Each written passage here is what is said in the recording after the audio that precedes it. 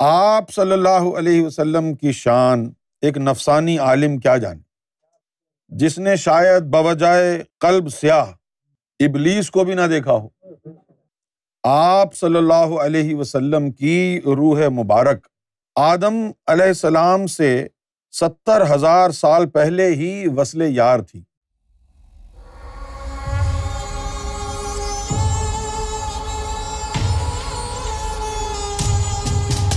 سرکار فرماتے ہیں کہ ولایت کے 5 درجے ہیں۔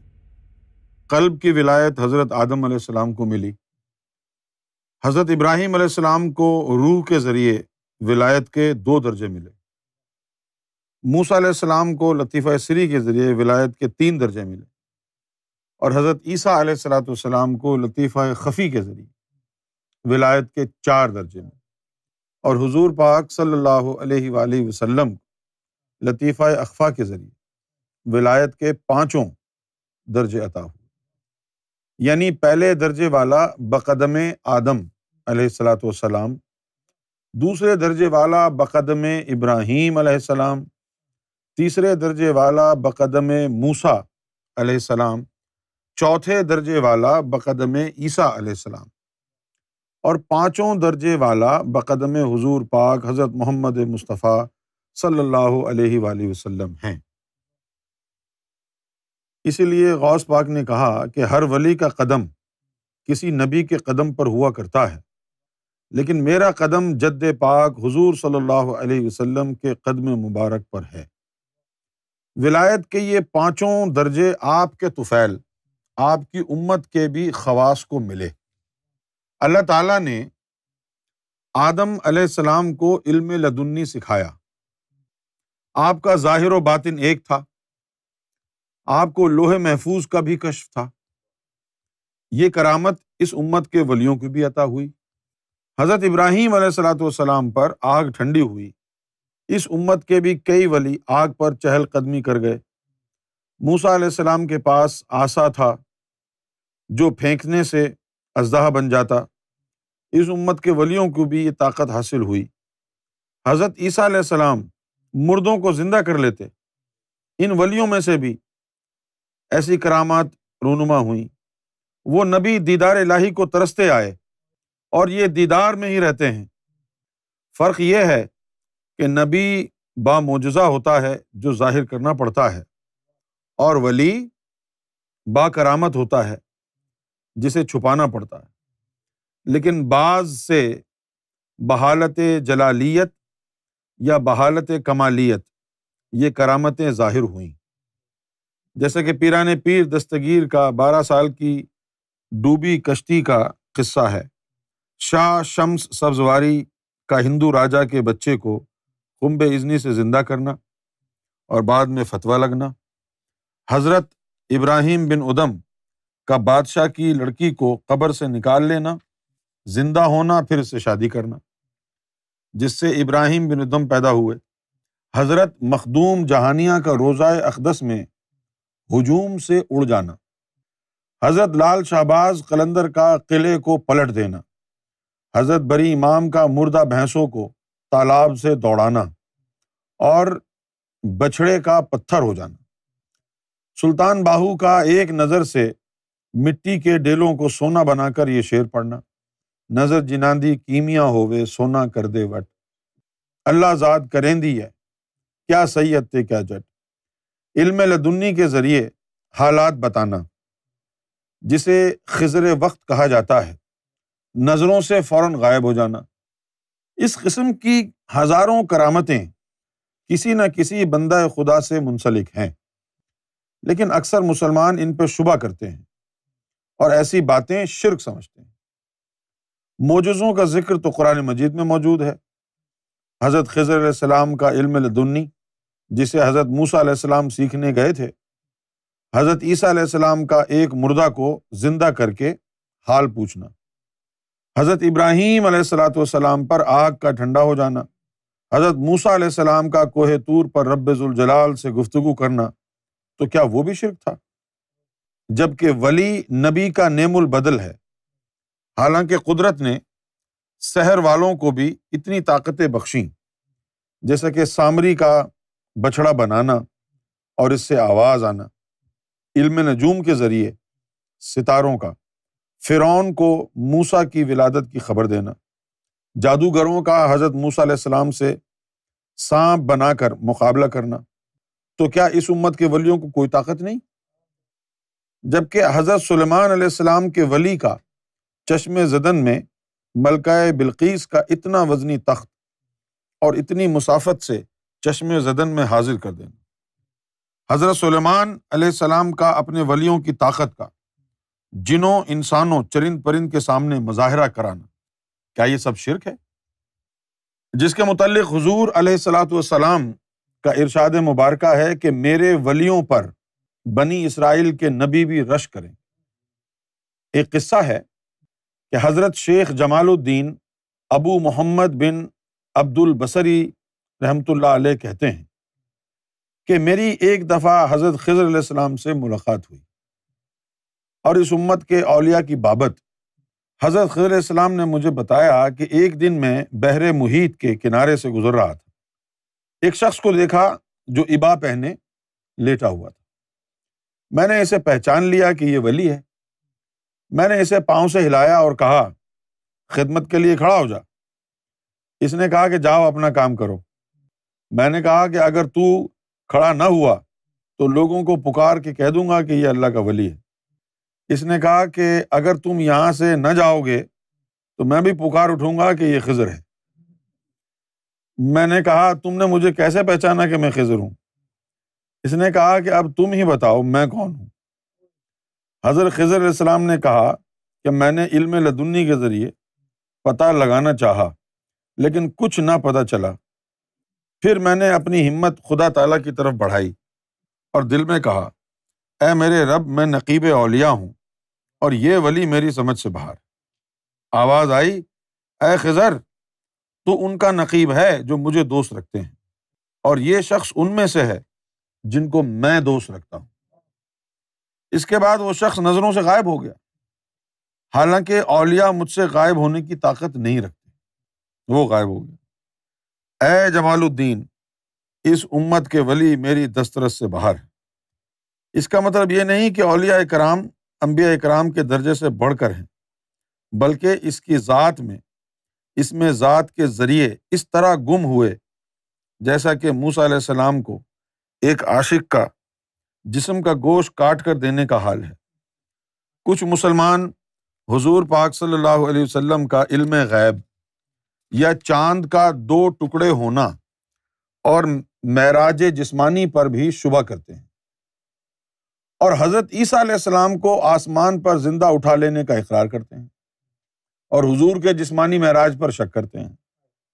جب ولایت کے 4 درجے والا ظاہری جسم سے آسمان پر جا سکتا ہے تو انتہائی درجے والے پر شک کیوں کیا جاتا ہے؟ 2 نبی ظاہری جسم سے ملکوت میں ہیں جنہیں ابھی تک موت نہیں آئی، وہ حضرت عیسیٰ علیہ الصلوۃ والسلام اور ادریس علیہ السلام، اور زمین پر حضرت خضر اور حضرت الیاس علیہ السلام زندہ ہیں۔ آپ صلی اللہ علیہ وسلم کی شان تو یہ ہے کہ حضرت آدم علیہ السلام کو آپ کے نام کی بدولت معافی ہوئی۔ سب نبی آپ کے امتی ہونے کی التجا کرتے تھے، آپ صلی اللہ علیہ وسلم کی بدولت یہ دنیا وجود میں آئی۔ لولاک لما خلقت الافلاک، یعنی اے حبیب، اگر آپ کو پیدا نہ کرتا تو آسمانوں کو نہ بناتا۔ براق، جبریل اور رفرف جہاں جلنا شروع ہوئے، لیکن آپ بڑھتے ہی گئے۔ جب ہر سواری جواب دے گئی تو جناب حضرت پیران پیر شیخ محی الدین رضی اللہ تعالی عنہ کی روح مبارک آپ کو اپنے کاندھے پر بٹھا کر منزل تک لے گئی۔ تبھی تو آپ نے خوش ہو کر کہا تھا آج میرے قدم تمہارے کاندھوں پر ہیں، کل تمہارے قدم میرے ولیوں پر ہوں گے۔ تبھی پیر دستگیر رضی اللہ تعالی عنہ نے بغداد میں اثناء واعظ میں کہا قدمی ھذا علی رقبۃ کل ولی اللہ، یعنی میرا قدم تمام اولیاء کی گردن پر ہے۔ آپ صلی اللہ علیہ وسلم کی شان ایک نفسانی عالم کیا جانے۔ جس نے شاید بوجائے قلب سیاہ ابلیس کو بھی نہ دیکھا ہو۔ آپ صلی اللہ علیہ وسلم کی روح مبارک آدم علیہ السلام سے 70,000 سال پہلے ہی وصل یار تھی۔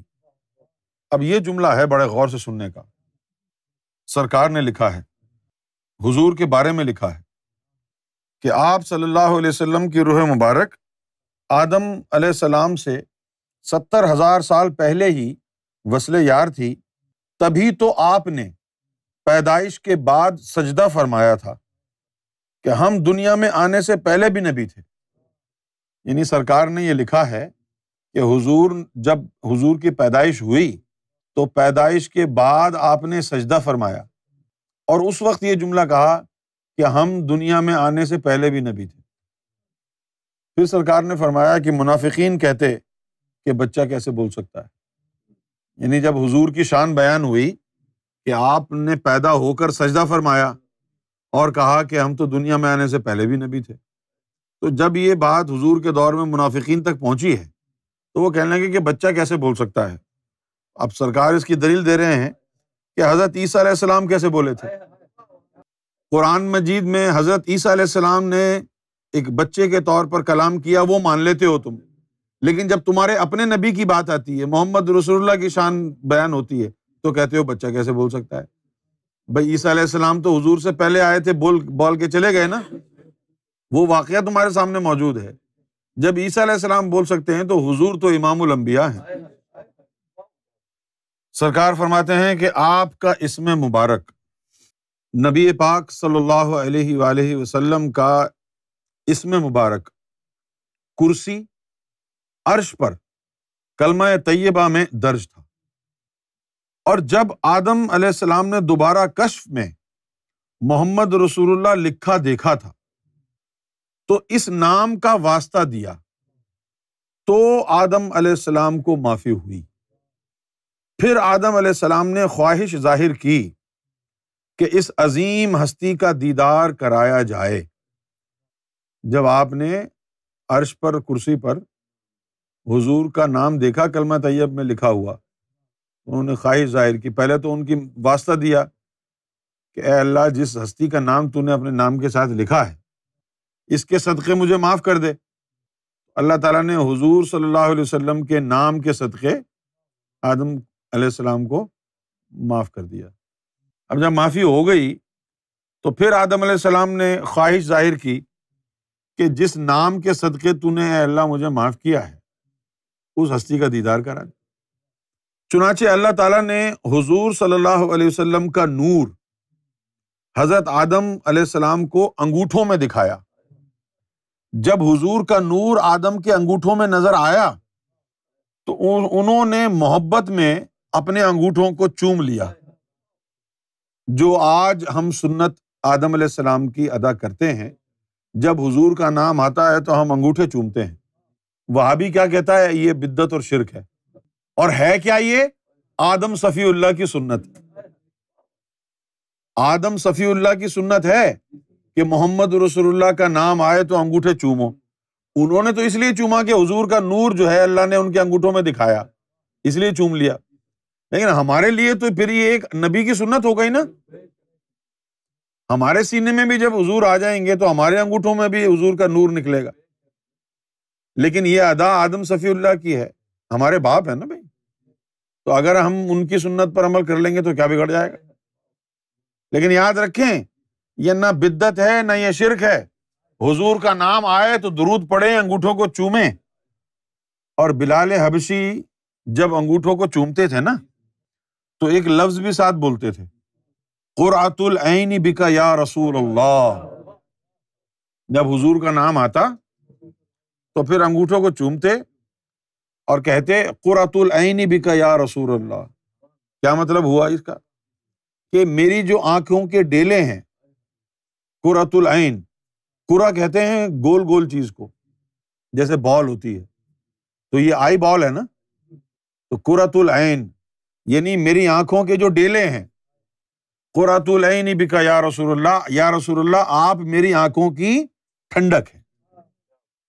اسی مناسبت سے آج بھی بہت سے مسلمان بوقت اذان نام محمد پر انگوٹھے چومتے ہیں کہ یہ سنت آدم علیہ الصلاۃ والسلام ہے۔ حضور کا نام آئے اور انگوٹھے چومیں تو کیا ہے؟ یہ بدعت نہیں ہے، شرک نہیں ہے، یہ آدم علیہ السلام کی سنت ہے۔ حضور کا نام آئے، درود پڑھیں اور انگوٹھوں کو چومیں، کیونکہ یہ آدم علیہ السلام کی سنت ہے، نہ یہ شرک ہے نہ یہ بدعت ہے، یہ آدم صفی اللہ کی سنت ہے۔ سرکار نے فرمایا کہ اسی نسبت سے آج بھی بہت سے مسلمان بوقت اذان نام محمد پر انگوٹھے چومتے ہیں کہ یہ سنت آدم علیہ السلام ہے، چونکہ اس میں محمد کا نور مقام یاہوت میں جمالی تھا، جسے مقام محمدی بھی کہتے ہیں، اور روح مبارک کا نور بوجائے وصل جلالی تھا۔ حضور کے نام مبارک میں جمالی اثرات ہیں اور روح مبارک میں جلالی ہیں، کیونکہ وصل یار تھا، اور روح مبارک کا نور بوجائے وصل جلالی تھا۔ روح اور اسم، اب ایک تو ہمارا نام ہے، اس کا تو کوئی وجود نہیں ہے، یونس، شکیل، اخلاق، امجد، ندیم، یہ تو تحریر میں آتا ہے، لیکن حضور کے نام کا وجود ہے، اس کا نور ہے۔ بھئی جو عرش پر لکھا ہوا تھا محمد صلی اللہ علیہ وسلم، تو جب آدم نے کہا مجھے دکھائیں، اس وقت حضور صلی اللہ علیہ وسلم کی روح مبارک کو تو نہیں دکھایا تھا، آپ صلی اللہ علیہ وسلم کے اسم کا نور دکھایا تھا، تو آپ کے اسم مبارک کا وجود ہے۔ لہذا سرکار نے فرمایا کہ روح اور اسم جب جسم میں داخل ہوئے تو حضور کے جسم میں آپ کا اسم داخل ہوا ہے۔ واہ! روح اور اسم جب جسم میں داخل ہوئے تو جسم ان کی تپش کی تاب نہ لا کر نور علی نور ہو گیا۔ اب یہ امام مہدی سرکار گوھر شاہی جسم مصطفیٰ کی حقیقت بیان کر رہے ہیں کہ روح جلالی، اسم مبارک کا نور جمالی۔ جب روح اور اسم جلالی جمالی دونوں حضور کے جسم میں آئے تو جسم ان دو کی تاب نہ لا کر نور علی نور ہو گیا۔ یہی وجہ ہے کہ آپ کے دائیں پاؤں کے نیچے جمالیت اور بائیں پاؤں کے نیچے جلالیت ہے۔ جس طرح اس میں اللہ کا ورد جلالی اور ذاتی نور پیدا کرتا ہے، اسی طرح اس میں محمد صلی اللہ علیہ وسلم کا ورد بھی جمالی نور بناتا ہے۔ بعض عارف اس جمالی اسم کے ذریعے بھی مجلس محمدی میں پہنچے۔ کل کائنات جلالی اور جمالی اسما کے اثرات کی محتاج ہے، جیسا کہ سورج جلالیت کا اور قمر جمالیت کا۔ قرآن مجید کی بھی صورتیں کچھ جلالیت اور کچھ جمالیت کا حکم رکھتی ہیں، حتیٰ کہ انسانوں پر بھی، بلکہ اشیاء خوردنی پر بھی ان کا اثر ہے۔ بعض مسلمان آپ صلی اللہ علیہ وسلم کے حیات النبی پر شبہ کرتے ہیں، شہیدوں کا زندہ رہنے کو مانتے ہیں، لیکن حضور کے زندہ ہونے کو نہیں مانتے۔ کیا شہیدوں کا مرتبہ آپ صلی اللہ علیہ وسلم سے زیادہ ہے؟ شک ان کی کوتاہ بینی اور سیاہ قلبی کا ہے، جو آپ صلی اللہ علیہ وسلم کی زیارت خواب یا ظاہر سے محروم ہیں۔ جب تک آپ صلی اللہ علیہ وسلم کسی کو زیارت نہ دیں، اس کے امتی ہونے کا کوئی ثبوت نہیں۔ سرکار گوھر شاہی کیا فرما رہے ہیں کہ جب تک آپ کو حضور کا دیدار نہ ہو، آپ کے پاس امتی ہونے کا ثبوت نہیں ہے۔ سرکار نے اپنے منظوم کلام میں بھی لکھا ہے کہ فرض ہے تیرا پیارے محمد کو ایک بار دیکھ۔ لہذا فرمایا کہ جب تک آپ صلی اللہ علیہ وسلم کسی کو زیارت نہ دیں، اس کے امتی ہونے کا کوئی ثبوت نہیں۔ اللہ تک پہنچنے کا وسیلہ آپ کی زیارت اعانت ہے، مدد۔ آپ تک پہنچنے کا وسیلہ باطنی صفائی ہفت اندام ہے، اور باطنی صفائی کا وسیلہ کامل مرشد ہے۔ اب یہ سیڑھی ہے کہ کامل مرشد آپ کی باطنی صفائی کرے گا، باطنی صفائی کے ذریعے آپ مجلس محمدی میں پہنچیں گے، مجلس محمدی کے ذریعے آپ اللہ تک پہنچیں گے۔ یہ قانون، یہی وجہ ہے کہ قرآن مجید میں آیا یا ایھا الذین آمنوا اتقوا اللہ وابتغوا الیہ الوسیلہ وجاہدوا فی سبیلہ لعلکم تفلحون۔ جس طرح آیت الکرسی کو فضیلت ان اسماء اللہ حی و قیوم سے ہے، اسی طرح درود شریف کو فضیلت اسم، جسم اور روح سے ہے۔ فرشتے آیت الکرسی لکھی دیکھ کر دست بدست کھڑے ہو جاتے ہیں اور درود شریف پڑھنے سے مست ہو جاتے ہیں۔ سرکار کا کلام ہے یہ۔ سرکار فرما رہے ہیں کہ بھائی فرشتے جو ہے وہ آیت الکرسی لکھی ہے، لکھی دیکھ کر دست بدست کھڑے ہو جاتے ہیں، اور جب تم درود شریف پڑھو گے تو وہ درود شریف سن کے مست ہو جاتے ہیں۔ ان اللہ و ملائکتہ یصلون علی النبی یا ایھا الذین آمنوا صلوا علیہ وسلموا تسلیما۔ سرکار فرماتے ہیں کہ آپ صلی اللہ علیہ وسلم پر اس دنیا میں آنے سے پہلے بھی درود پڑھا جاتا تھا۔ کل ہم نے اس کا ذکر کیا تھا۔ آپ صلی اللہ علیہ وآلہ وسلم پر اس دنیا میں آنے سے پہلے بھی درود پڑھا جاتا تھا، جیسا کہ ایک روایت میں ہے کہ جب مائی حوا آدم علیہ السلام کی بائیں پسلی سے پیدا ہوئیں تو آپ انہیں دیکھ کر بے قرار ہوئے اور ہاتھ بڑھانا چاہا، لیکن فرشتوں نے کہا کہ اے آدم صبر کرو، پہلے اس کا مہر ادا کرو۔ انہوں نے دریافت فرمایا کہ مہر کیا ہے؟ تو فرشتوں نے کہا کہ 3 دفعہ رب کے حبیب پر درود پاک پڑھ لو۔ تو آدم جب بڑھنے لگے حوا کی طرف تو فرشتوں نے روک لیا کہ بھائی ویٹ، مہر تو ادا کرو پہلے۔ تو انہوں نے کہا کہ بھائی مہر کیا ہے؟ 3 دفعہ رب کے حبیب پر درود پاک پڑھ لو، یہ مہر۔ اب سرکار فرماتے ہیں کہ اصلی قرآن جو نوری الفاظ میں حضرت جبریل امی لے کر آئے، آپ صلی اللہ علیہ وسلم کے سینہ مبارک پر اترا۔ اصلی قرآن جو نوری الفاظ میں جبریل امی لے کر آئے، آپ صلی اللہ علیہ وسلم کے سینہ مبارک پر اترا، جو بعد میں سینہ در سینہ، سلسلہ در سلسلہ مستحق لوگوں کو ملتا رہا، سینہ در سینہ۔ اور ان لوگوں کی کراماتیں اور فیض اس باطنی قرآن مجید سے ہے۔ یہ جو کرامتیں دکھاتے ہیں اور فیض ہوتا ہے، کیوں ہوتا ہے؟ ان کے سینے میں باطنی قرآن ہے۔